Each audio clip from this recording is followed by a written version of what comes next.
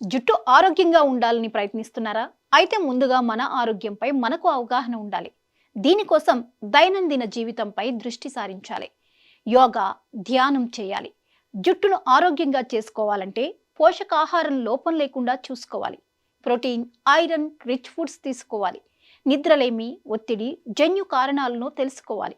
ప్రాథమికంగా కొన్ని చిట్కాలు పాటిస్తే సమస్యని అధిగమించవచ్చు. జుట్టును కాపాడుకోవడంలో హెయిర్ మసాజ్ కీ రోల్ పోషిస్తుంది. హెయిర్ స్కాల్ప్ పై మసాజ్ చేయడం వల్ల రక్త ప్రసరణ పెరుగుతుంది. దీనివల్ల జుట్టు పెరుగుతుంది. జుట్టు సమస్యలు తగ్గుతాయి.